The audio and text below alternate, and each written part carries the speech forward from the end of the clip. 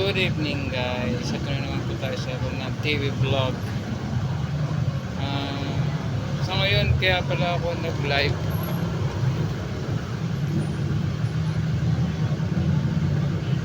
kasi meron din mga taong may mga nagko-comment din sa mga personal message ko. Kaya pala ako nag-live sa vlog sa vlog. May mga nagkasabi siguro hindi ko na rin kasi sasabihin ko sino yung mga tatago na lang sa mga pangalan nila. So private din kasi merong hindi ka talagang meron talaga na sa mga Pinoy hindi talaga may iwasan na mag-bash sa ibang, kahit sabihin natin hindi lang sa akin, kahit sa mga ibang vlogger or ibang creator.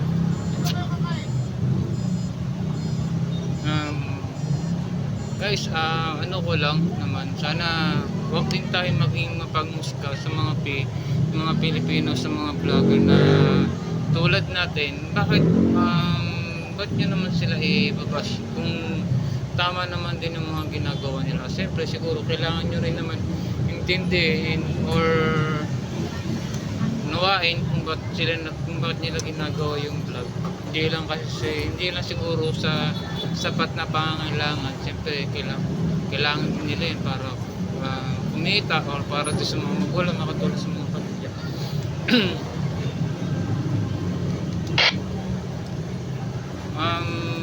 Sana maiwasan na din natin may mga bad comment din ako nababasa about do sa mga vlogger and then sa mga watching videos ng mga vlogger or creator. Guys, paano ko lang sana wag naman tayong maging mapangmusika, wag natin maliitin yung mga ginagawa nila. Malay nyo kung kayo nasa point ng ganon,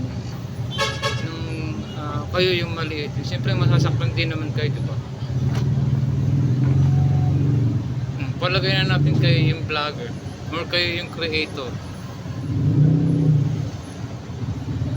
tapos may mag-chat sa inyo na yun, may mga bad comment by personal message nyo, contact sa inbox, ganon. Di ba masakit din naman yun? Tapos magsalita kayo, sabihin nyo yan, ganyan ganito. Siyempre kayo rin naman masasaktan, diba? Sana naman about yung posisyon natin na kung gusto nyo naman itaas yung mga gantong personal videos, yung mga napapanood natin na vlogger. Siyempre alam ko about sa inyo may mga idol na idol nga, pero ano naman ang mga ginagawa ng iba, ini-idolo nyo, tapos pag may nakita kayong hindi maganda, ano sabihin nyo? May mga bad comment, diba? Marami kasi akong nababasa na gano'n. Siyempre ako, nanonood din ako ng mga vlog. Kahit sabi mong hindi bagay sa mga pag-vlog nila or hindi tugma doon sa mga ginagawa nila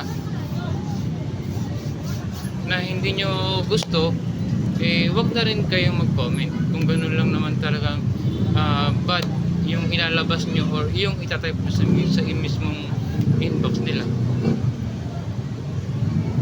Ako, tinatyaga ko na rin kasi ako siyempre gusto ko na rin maging nag-vlog din ako, hindi naman personal na vlog, creator pa lang din ako.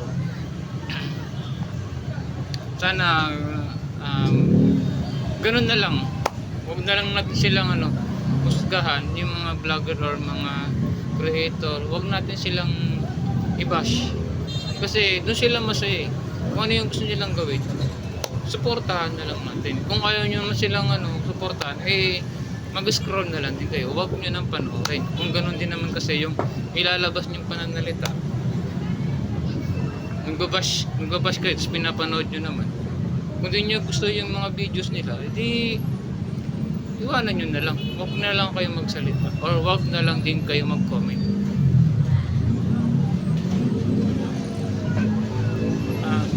Diba? Sa mga sinabi ko, lahat, sana may mapulot din yung aral. Kasi hindi naman para sa inyo yun. Nakakasakit din pala kung hindi nyo inisip yung mga damdamin ng mga alam nyo na yung mga pinapanood yung mga videos kung sino man yung mga iniidolo nyo.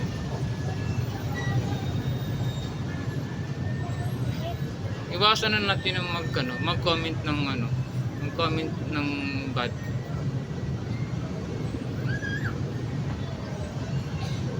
Pag kung ano yung nakita nyo, yun na yun. Wag na lang tayong wag na nating palakihin or wag na natin kasi may point na darating kung sino yung mga nabas nyo or nabas nyo yung mga taong nakarinig ko yung nakakabasa nun na nabas nyo yung tao na yun, siyempre may magko-comment din doon. So anong labas nun? Magkakaroon tayo ng gulo doon mismo sa comment na binaba nyo.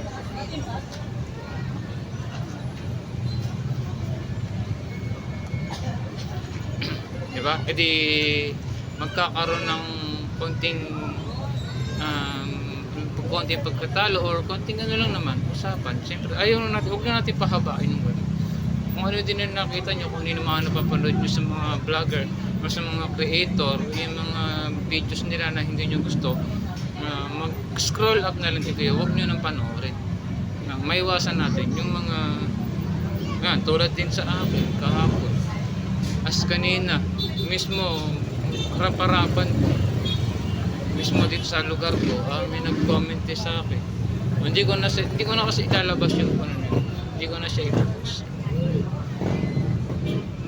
Pero to, sana yung mga videos, itong video na to na in-upload ngayon na ginagawa ko, i-upload ko to. Sana mapanood din ng iba. I-share nyo, i-like nyo para alam ko rin kung saan nakakarating yung mga videos ko. Para i-follow nyo para kayo, active kayo sa mga videos na sinashare na napapanood nyo ng mga ginagawa kong videos. Hindi naman kasi ako nagmamadali kasi ako gusto ko lang naman mag-vlog, mag-aral mag-vlog or mag-creator. Siyempre hindi naman sa tama, sabihin natin may iniidolo kong vlogger, pero okay lang sa akin yun. Pero kahit sa mga vlogger na napapanood ko, hindi nyo mababasa na kahit hindi ako nagko-comment ng masama or ng bad. Sana ganun na lang. Iwasan na lang natin yung mga sakit na salita. Siyempre kung kayo naman yung vlogger,